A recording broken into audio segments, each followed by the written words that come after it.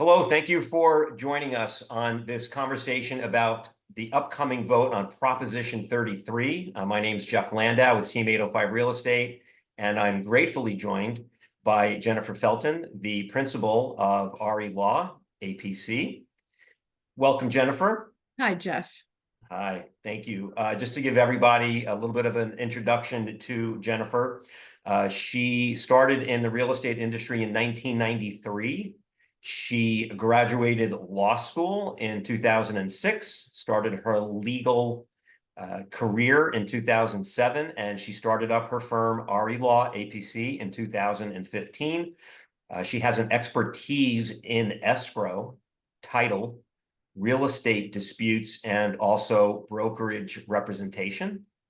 And if somehow you don't know who I am, Jeff Landau, I'm a residential real estate agent. I have a niche in helping counsel people that inherit property and really guide them through the thought process of, does it make more sense to sell as is, or if it makes sense to renovate, and I can help them with the renovations.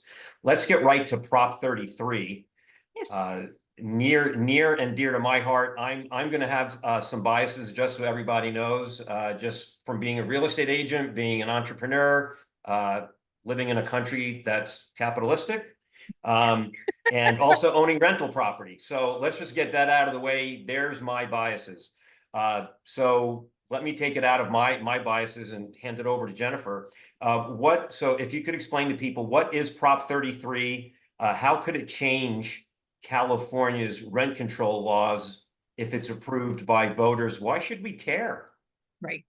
So to understand Prop 33, you kind of have to look back to look forward. So in a state which as a general rule believes in consumer protection, tenants are consumers versus landlords, right? And so as a general rule, we want to put things in place to make sure that tenants are getting a fair shake and are being treated properly. And we I think as a state overall, we all believe in that, right? The question is, how do we do that? And at what level is that protection necessary? So California has been a bit schizophrenic when it comes to rent control and whether we like it or don't like it, and whether it's allowed or not allowed. Our law has gone back and forth multiple times in California. So it started with a pretty open ability of local municipalities to put laws in place relative to management of rents. And then it changed, right? The economics and our society became more concerned about those economic factors. And so we put some limitations in place to mitigate what cities could do and municipalities could do. That law was passed by the voters, which is why this one has to be passed by the voters. The legislature can't just change this on its own, because what was passed is what's called Coster-Hawkins. So Coster-Hawkins is a state law. It's part of the Constitution of the state that says rent control cannot be done in certain circumstances by a local municipality. So it limits rent control on single family homes. It limits rent control relative to timing, right? Newer properties are not allowed to have certain types of rent control under Coster-Hawkins. And it limits the ability of what's called decontrol, where a municipality can say when a tenant moves out. So in California right now, if a tenant moves out, the landlord is allowed to bring the rent to market rent. With rent decontrol, you can say, yeah, that tenant moved out, but you can't rent it for market. You still have to rent it under this very limited rent control level of renting. And so Coster-Hawkins was voted on and passed and said those were the restrictions, that municipalities did not have the authority to do those things. So this bill, Prop 33, would erase those protections in Coster-Hawkins relative to, and you can tell my bias, right? Because I call it protections for landlords from cities imposing what I would consider draconian rent control, right? Where it limits the ability of a landlord to control pricing, to control sale value ultimately, and ultimately from my perspective, limits the money that is going to be in the economy, in the rental market, which means you're going to have properties that are not maintained as well.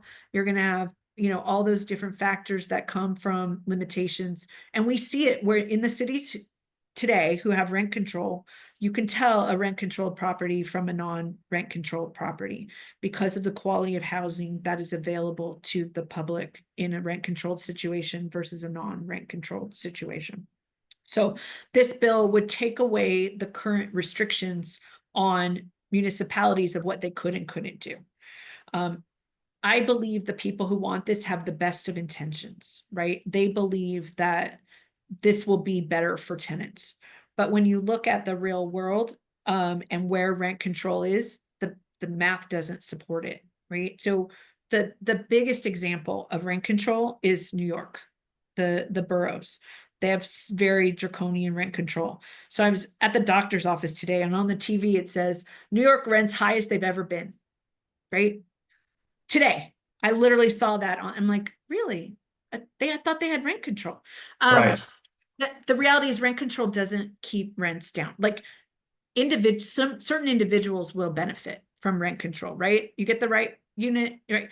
The little old lady who's living in a 4-bedroom house in New York and paying $500 a month is doing great. But the family who's the 4-person family who's living in 500 square feet at 10 times the rent is not, right? So it really creates this class system relative to renters. It de-incentivizes private investment in real estate, and results in many, like, there's pluses, there are some tenants who will pay less, but there are minuses. And so that really needs to be what people are looking at and deciding on what they think is protecting tenants and what ways to protect tenants. So I believe in capitalism. I believe in open economy. Doesn't mean we don't have problems with our rental system. Rents are very high because Mhm. property values are very high. So a system like vouchers, where we're giving resources to tenants who need support, would be much better for the tenant and for the economy than stripping out the value of real estate in California. Because already, even without Prop 33 passing, if you talk to a real estate investor who has rental property, if they're in California, they're considering leaving California, Not considering it's happening. I right? I mean, mean, people are leaving. it is Yeah. happening, Yeah. and it will continue to happen. And the result will be that. So right now, like I said, for an example, single family homes, right? I sell I buy a house, my starter home, right? And 10 years from now, I'm ready to buy a next home. So I go buy a new home, but I keep my starter home and now it's a rental. Well, so now I'm an investor. I'm making some money, but I'm not some big bad guy. I'm your neighbor who is trying to provide housing and be a good guy and make some money, but also provide housing, which we need desperately in California, right? Well, under these rules, I would be, if I were in a city that chose to pass rent control, it would limit what I could charge them. It would limit what I could charge if I resold, right? What incentive would I have to keep that rental property and be that landlord and be adding to the economy? There would be none, right? So I wouldn't do it. And you wouldn't do it. And all of us mom and pops wouldn't do it. And so you end up with the government or big business as the only landlords when we put these types of controls on, which is, in my opinion, not what's best for most tenants, right? A tenant with someone like me as a landlord is going to be a happy tenant, right? Mhm. And we're going to have I'm going to have reasonable rent increases on like that. That's the real world for most tenants in California, right? But that's not what a rent control system would create, right? And it's not, it's not like we're just guessing what would happen. We have real world examples. When I work with investors, and I work with investors a lot on housing situations, there's certain cities I'm like, don't buy in West Hollywood, don't buy in Santa Monica, don't buy in Los Angeles, because those cities have draconian rent control. That means the values in those places are depressed because of that. And honestly, I don't think those tenants are better off. In most cases, they're in lesser quality accommodations than they would be if the market were working properly, so that the landlord was making the revenue to be able to reinvest into the asset. So obviously I have a bias, but I just think if we need to help tenants, which I do think we do, I just think this is the way to do it, right?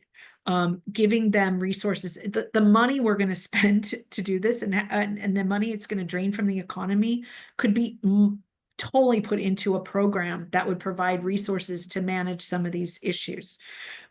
Think about what we're putting into homelessness and the investment that we're putting into that, which is not being used like it should. I believe in dealing with the homeless problem, right? But it means we need to provide housing, not decrease the housing supply, because rent control decreases, not increases housing supply. Exactly. Right? Exactly. So I work with developers who build housing. Well, the math to build housing, the cost to build housing between the cost of buying land and the cost of construction means that it has to have a certain economic value to be able to sell for someone to do it. I mean, Habitat for Humanity is one of my clients here in Ventura County. I'm the attorney for Habitat, and we work on their development. So this is a charity who builds housing for workforce level people, right? Teachers and firefighters and people who are important, valuable pieces of our society who, unfortunately, because of the economics, would have a really hard time buying a home here in Ventura County without a program like Habitat. So we're building a project right now in Camarillo. We were donated the land, so we're not paying a penny for the land. Beautiful. But despite that, the cost to build of what we can sell it for, because of the income housing restrictions, right? Because we got donated the land, but now we can only sell it for a certain amount, which is the whole point, right? We want to sell to moderate to low income people, who giving them an opportunity. We are going to lose $100,000 a door just on the cost to build these Double-edged houses. sword. Yep. Right. So you have to be in it, like no for-profit business is going to do that, right? We're a nonprofit and we get donations, and that's why we can do that. But that's the real world. And again, we're not paying for land. Think about if we had to buy the land, how much more we'd be upside down on the project. Oh, and by the way, we don't pay normal contractor workforce cost pricing because of the way Habitat builds, where the homeowners are part of the build process.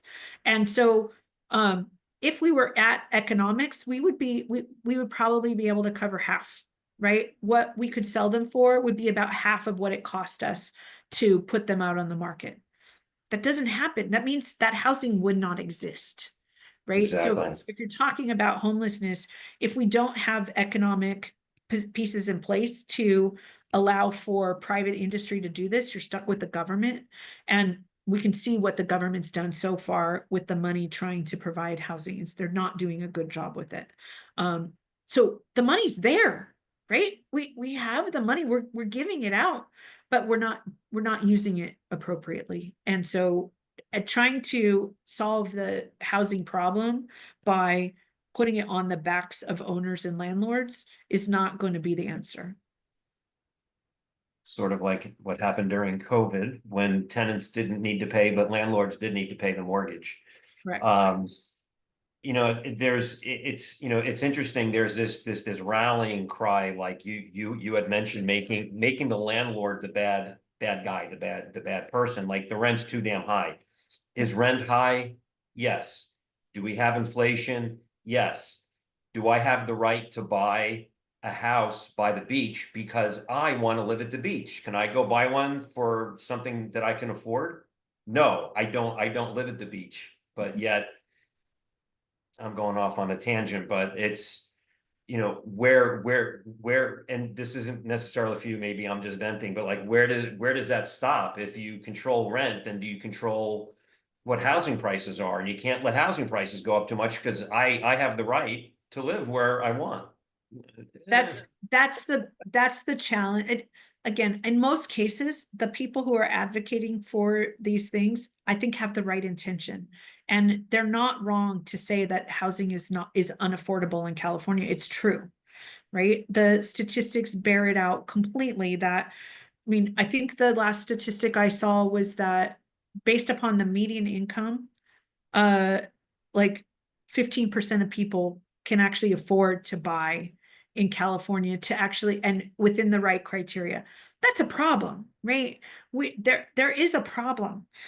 So it's not, and I mean, our homeless problem reflects there's a problem in housing supply. So it's not to deny that there's a problem, and or to say we need to do something to help tenants, especially workforce people who Mhm. are doing the right thing and are not able to live in a way that we would consider acceptable for that.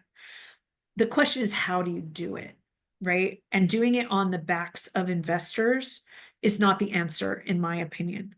It will de-incentivize an already poorly incentivized market for both new construction and investment, which is going to decrease the opportunities, not increase them, at a time when supply is our biggest problem. Supply is an enormous problem, and if you ask any, if you take you and I off the screen and just grab 10 economists and you say, if we have a housing supply, do we need to incentivize production or de-incentivize? They're going to say incentivize, and Prop 33 is completely de-incentivizing either construction or ownership.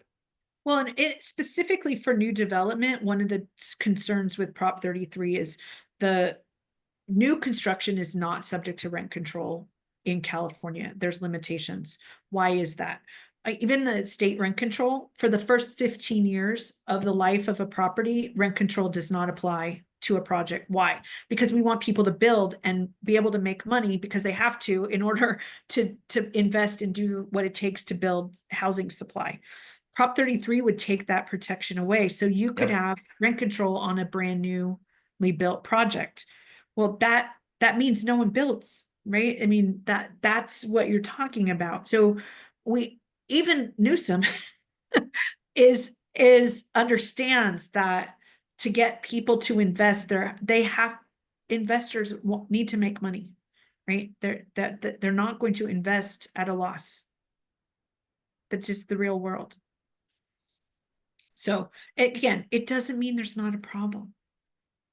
There clearly is a problem. Just walk down the street anywhere in California and it's clear there's a problem.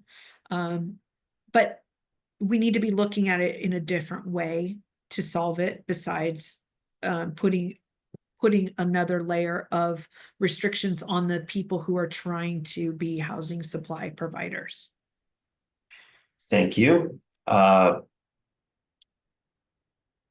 If we take a look at November 6th and this passes, for rental property owners, what are the biggest changes that they should expect I if think it it depends passes? on where your rental property is, right? So where I live, Thousand Oaks, I don't think anything's going to change, right? I don't think Prop 33 does anything, because what Prop 33 does is it takes the handcuffs off the local municipality, right? But I live in a municipality who's not pro rent control already, right? So for many of us, it's a non-issue. For our local community where we live, or if we have an investment property in a place where you don't have a drive for rent control. If you have a property in Santa Monica or, West Hollywood or LA or San Francisco, right? Oakland, right? Cities who believe that that is the best way to manage housing, the value of those properties is going to go down overnight, and long term the supply and quality will go down for those communities. So somebody, let's say somebody listening is a friend of ours and they're in Thousand Oaks and they say, well, so maybe I don't really care if Prop 33 passes because it may not impact our area here. And maybe they don't even own rental property. Why should either of those pools of people, either somebody in an area where there isn't rent control and still might not be, or they don't own rental property, why should they care either way? Um, it goes to your fundamental philosophy of how government should work and the ways we should be um, doing business, right? As a government. So, if for me, it is, I'm a believer in free economies. I get that there are times when adjustments need to be made. I'm not naive to the fact that markets don't always work perfectly, but the more we let the markets work for themselves, the better they work. Markets don't work well when we're intervening in them.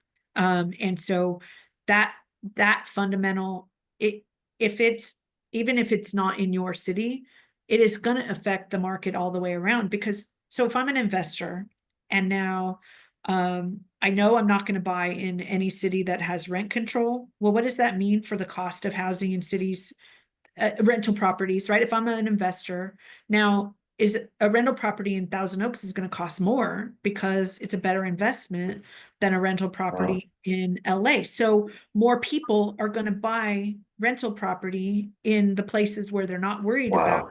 rent control, right? So those prices go up, rents go up, right? So this is one of the big challenge. I love living in Thousand Oaks. How many young people own a house in Thousand Oaks? Very, very few, right? Most of us, our kids can't buy here, right? Because the economics of this city are a problem. Why is that? Because there's advantages, economic advantages to being here, which makes it more valuable, right? If we weren't adjacent to LA, where the economics are different, we wouldn't be in the same position, and there would be a potential for more moderate and low income housing. Our kids would have more opportunities, right? So we're not in silos, right? What happens in LA impacts us, right? It it I'm so glad I lived in Thousand Oaks during COVID and not on the other side of the LA County line, right? Oh Um, yeah. right? I mean, where we live is literally right on the line. My office is on the Ventura County side. I was able to be open. If I had been in LA County, I couldn't have been open, right? That means rents on the Ventura County side are higher, right? Because there's less risk from a business standpoint. Our insurance rates are lower, right? Like, so we're not in the economics of all of these things affect every one of us. And so you're still paying more for a house in Thousand Oaks because of rent control, right? Even if you're not a landlord, because the values of properties in Thousand Oaks are higher because of the decisions of other cities in our area, right? So it does impact every one of us. Wow. Awesome. Awesome. And I think a tiny, tiny segue, you were mentioning affordability and, you know, I'm even trying to think, was the affordability index even ever over 25%? I don't even know. But anyway, Yeah. that's always been a really big issue in the whole state, let alone our Yes, area, but just the whole state. correct. And again, if you take us out of it, put an economist in and say, what do you think happens to affordability if Prop 33 passes? I can't imagine any one of them say, oh, affordability is going to skyrocket. So many more people can buy homes. Right. So, They're not going to be able to buy homes more, and again, it's going to decrease housing supply, not increase housing supply. So one of the problems we're having economically right now is our prices are too high, right? And as a realtor, you're not upset about that, but as a person, it's a problem, right? The pricing does not, the affordability is a huge problem. The interest rate increase should have resulted in prices either stabilizing or going down, because traditionally interest rates go up, prices go down. Didn't exactly. happen because of supply in California, right? So we decrease supply, affordability just gets worse and worse. right? So pre-COVID, it was significantly cheaper to buy a house than it is today, right? And the costs have gone up, which shouldn't have happened, right? So when you intervene in the market, there's all these other impacts that um, that result in exactly the opposite of what you're trying to create. Again, I see no ill will in the intention of the people promoting this. There's just a lack of a broader perspective of how all this interacts and the economic impact. And and everybody has to make the decision for themselves of how they want to deal with this, but just know that this these are some of the things that can and likely will happen if we do allow for this type of rent control again in California. So what challenges could landlords face when trying to sell rental properties if the rent control laws become stricter? Right. So if you're in a place that has rent control and now it's worse, your value is going to go down. You're going to have a much smaller pool of buyers to potentially buy because they don't have the economic incentive, short term or long term. It means your cost of maintenance compared to your cost of rent that you can charge, the math starts to not work. We see it already. Cities that have rent control, like in LA, if you rehab a unit, you have to let the tenant come back in, and you're limited. You have like a 15-year recapture period, and you're capped. So again, it's going to create less of a pool and less of a value in rental housing. Yay.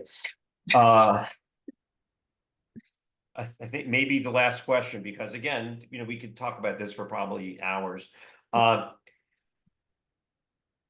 Should landlords prepare for legal challenges or complications if this passes? Is this going to be contested and challenged, or just if it passes and everybody holds hands and skips? We like to fight around here, right? Like we like to write a lot of laws and then we like to fight over them. So there will be challenges to it, but um I my crystal ball says if it passes, it will go into effect, right? I don't think it will fail to a legal challenge. We when our constitutional amendments like this tend to stay, right? It's not 100%. There have been situations where they haven't, but absent something fundamentally illegal in it, which I don't see in this Right. circumstance, Right. it's gonna stick, right? And so we will see a different rental economy in California if it goes through. Well, November 5th is coming up. There's websites for yes on 33 and no on 33. Hopefully, whoever's watching, you'll do your research, make up your minds. You can take our opinions into account. Jennifer, really appreciate your time and your expertise in sharing this. If you have anybody that wants to speak to you, not necessarily about Prop 33, but really like more if they have any real estate related questions, what's the best way for somebody to get in touch with you? Yep. So the easiest way to get me and my info is through our website. It's relawapc.com. And I'm on social media, YouTube, LinkedIn, Facebook at Jennifer Felten Esquire.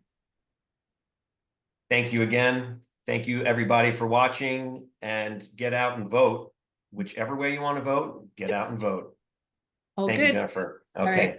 Thank you. All right. Bye-bye.